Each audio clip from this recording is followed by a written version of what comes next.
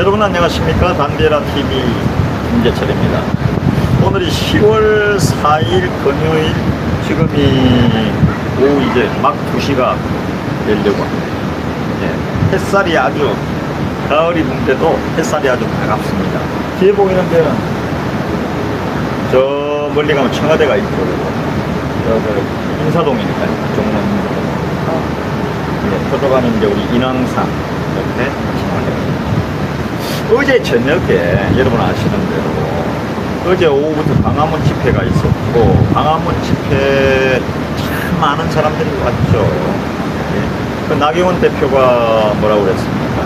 서초동의 촛불 집회가 200만 명이 왔다면 광화문 집회는 2천만 명이 왔네요 하고 아주 조금 조크를 섞어가면서 재밌게 얘기를 했습니다. 어떻게 됐건 서초동 촛불 집회보다는 한 서너 배, 3배에서 4배의 사람이 온 거는 확실한 것 같습니다. 제가 어제 인사동에 있다 보니까 광화문, 세종로, 다음에는 종로, 종각 주변, 서울역 주변, 다음에 경복궁에서 오른쪽 회계로, 그 한국일보 앞에 별로 북촌이라 그러거든요. 다 돌아봤거든요. 그런데 꽉 찼습니다. 저는 주로 자유한국당이 집회를 하고 있는 세종문화회관 근처에 있었는데 움직일 수가 없었어요. 그리고 제가 어제 지방에 출장을 갔다가 오송에서 올라왔거든요. KTX로 오송역에서 오면 오송역에서 한 40분이 넘습니다. 그런데 오송역에 내려서 택시를 타고 오다가 서대문에 내렸어요. 왜냐면 사람들이 그냥 흐르는 물결처럼 쭉 차편으로 농협 중앙회하고 적십자병원 쪽으로 가고 있는데 차가 움직이질 않아요. 또 경찰의 통제도 많이 하고. 그래서 내려서 걸어서 세종문화회관 뒤편 쪽으로 오는데 한 30분 걸어왔던 것 같습니다. 영상을 찍고 있는 우리 이상수 PD도 그렇게 있습니다. 그런데 이 국민들의 민심을 읽어야 이 대통령이든 자유한국당이든 더불어민주당이든 대통령이 제일 먼저 그걸 잘 인식해야 되고요. 지도자니까. 5천만 국민을 이끌어가는 지도자니까 대통령은 정말 민심을 잘 들어야 되고 읽어야 되고 또 앞을 미래를 볼 수가 있어요. 대통령은 역사를 볼 수 있어야 되거든요. 근데 어제 모인 사람들이 다 얘기한 이구 동성의 얘기는 지금 어제 물론 전국에서 자유한국당이 연락을 해서 많은 분들이 왔겠죠. 그런데 제가 이제 민심을 전체적으로 확인해 보면 많은 사람들이 예전에 우파 집회에서는 볼 수 없는 일이 많이 벌어졌습니다. 가족들, 부부가 날이 뜨거우니까 양산을 쓰고 있는 모습도 많이 보였고요. 정말 많은 분들이 왔습니다. 햇볕이 너무 따갑거든요. 그래서 제가 모자를 좀 가지고 있습니다. 모자를 좀 썼습니다. 예. 그리고 삭발도 해놓으니까 머리도 좀 뜨겁고. 예. 그래서 어제 그분들이 이구동성으로 하는 얘기는 지금 먹고 살기가 너무 어렵다. 경제가 너무 어렵다. 손님이 와야지 뭐 장사를 하지. 그래서 이거를 집권당 더민주당하고 그 다음에 청와대 대통령이 너무 모르는 것 같다.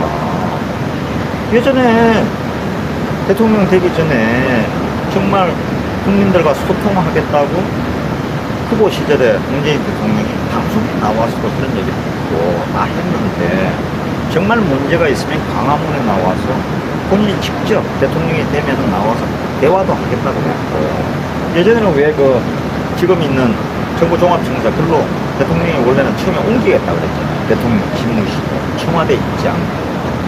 왜냐하면 광화문 앞에 있는 정부 청사에서는 바로 나갈 수 있는 데가 많으니까 소통을 하겠다는 거죠. 네. 결국 못했지 않습니까? 뭐 이유는 경호 때문이다 뭐다 이런 얘기 했지만 지금 멀어져 있는 거죠.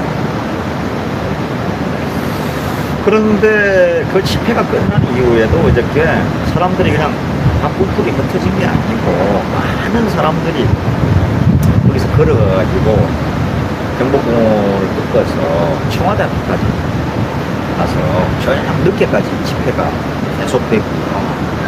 그 자리에서 있는 사람만도 뭐 10,000명, 20,000명, 20,000명, 30,000명 됐다고 해야죠. 저는 그 집회에 참석했다가 제가 또 연설도 하고 그 다음에 나중에는 늦게 돌아왔는데 거기에 있는 분들이 하나같이 하는 얘기가 또 그때도 많은 분들이 늦게 오시는 분들도 있더라고요. 궁금한 얘기. 이제 좀 흔들흔들 하는 것 같은데 이렇게 흔들흔들해서 사람들이 자꾸 흔들흔들하게 보는 분들이 편할 것 같아요. 한 군데 이것도 세워놔야 될까? 영상이 너무 들릴까봐. 그러면 지금은 제대로 좀 잡히나? 괜찮나? 내가 조금 내려앉지 뭐. 어제 사실은 많은 분들이 남아서 밤늦게 12시 이후에는 노숙 투쟁에 들어간다고 거기서 그냥 자리를 깔고 많은 분들이 그냥 거기서 그냥 찼습니다. 많은 분들. 그 청와대 앞은 아예 경찰이 제가 마지막 경찰이 철책을 쳐놓은 데까지 방패를 쳐놓은 데까지 끝까지 가봤는데 딱 막아가지고 들어갈 수가 없고 당연히 뭐 경호상 그리 해야 되겠죠. 그런데 그분들이 한결같이 하는 얘기가 먹고 살기가 너무 힘들다. 예전에 세종대왕 그 경복궁에 이제 궁궐에 계실 때 세종대왕은 미복을 하고 자주 나와서 가회동, 인사동, 개동, 풀판동, 그 다음에 여기 종로에 있는 유기전. 옛날에 이 종로, 제가 서 있는 여기 이제 인사동 근처는 유기전이 있습니다. 소금도 팔고, 생선도 팔고, 복수도 팔고. 유기전이라는 데는 이 허가를 받은 분들이 와서 장을 펴놓고 큰 대상들이. 그런데 세종대왕은 이제 자주 나오시고 또 정조대왕도 나오시고 했는데 문제는 세종대왕이 이런 말씀을 하셨습니다. 백성의 하늘은 밥이다. 우리 먹고 사는 밥, 쌀. 그게 보리가 됐건 뭐가 됐건 간에 쌀이 됐건 간에 백성의 하늘은 먹는 밥이라고 했어요. 백성한테 목숨. 군주가 무슨 필요 있고 왕이 무슨 필요 있고 대통령이 무슨 필요가 있습니까? 백성에게 필요한 것은 밥입니다. 쌀, 밥이죠. 먹어야 살다. 그래서 옛날에 그 대선 후보들도 바보야, 문제는 경제야 하고 많은 분들이 케네디도 그런 얘기를 하고 존슨도 그런 얘기를 하고 많은 분들이 그런 얘기를 하고 많은 분들이 경제 문제 중요한 건 먹는 밥이다, 빵이다. 옛날 같은 거. 그래서 프랑스 대혁명 1789년에 있었던 프랑스 대혁명 그때도 먹고 살기가 굉장히 국민들은 힘들었습니다. 서민들 빵값이 2배, 3배로 폭등했단 말이에요. 세금은 또 걷는 대로 다 걷어가. 그러니까 1789년에 저 장사하고 가게하고 시장에 있던 사람이 정말 그 고기를 썰던 칼을 들고 농민들은 다 낯을 들고 이렇게 몰려갔던 거죠. 베르사유 궁전으로 루이 14세와 지금 그 뮤지컬도 만들어서는 마리 앙뚜아네 이런 분들에게 저항하러 오는 거죠. 국민의 저항이 시작돼서 바스티유 감옥 습격하고 이렇게 해서 국민들의 백성들의 힘을 보여주기 위해서 몰려간다. 그러면 그때 루이 14세하고 마리 앙뚜아네트가 손을 들었습니다. 네. 그만큼 먹고 사는 거예요. 저도 자꾸만 뮤지컬 내사를 보니까 정말 이게 돈이란 건 피더라고요. 피. 돈이 피가 돼서 돈을 구하지 못하고 그걸 치르지 못하니, 그러니까 매달 10월 매달 25일이나 말일에는 우리 사원들에게 봉급도 줘야 되고 처리해야 될 일이 너무 많지 않습니까? 세금 문제. 그러니까 백성들이, 우리 인사동도 마찬가지인데 여기 뭐 식당도 많잖아요. 작은 가게들도 많아요. 이거 저거 가게를 해서 그 세금을 내고 뭘 내고 직원들 봉급도 해야 되는데, 지금은 자, 이 최저임금제 때문에 처음부터 그 최저임금을 주고 나면 사장, 오너 사장들이, 자기가 투자한 사람들이 상원만큼도 봉급을 못 가져가는 사람이 비일비재합니다. 그래서 편의점도 전부 다 직원들을 지금 안 뽑고 아르바이트도 안 뽑고, 예? 그냥 가족 부부가 하던가 이렇게 진짜 대학생 학생들 아르바이트, 그것도 자기 자식 알바 아들이었어요.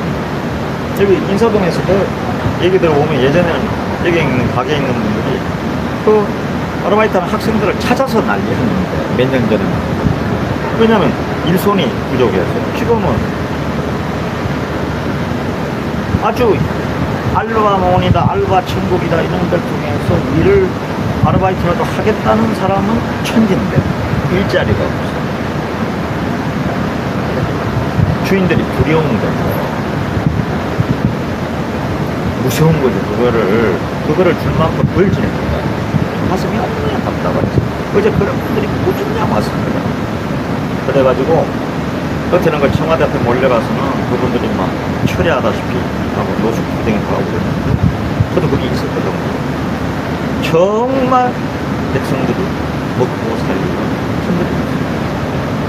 이런 민심을, 백성들의 수익을, 국민의 수익을 지금 대통령 주변에 있는 참모들, 그리고 이해찬 당대표 주변에 있는 그 당의 높은 분들은 정말 귀를 막고 눈을 감은 것 같아요.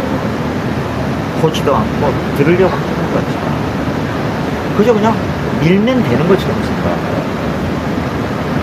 이 사태가 결국은 조국 장관으로 지명하면서 시작된 거예요.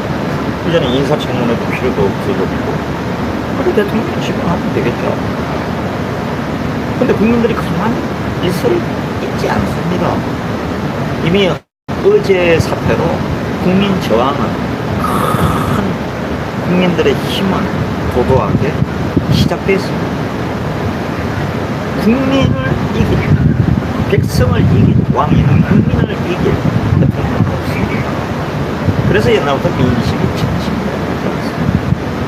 결국은 우리가 여러 그 핍박받는 민중들이나 백성들의 그 삶을 다룬 영화도 나오고, 저도 군도 같은 영화도 보고 있는데, 이 동학혁명, 대표적인 건 동학혁명이죠.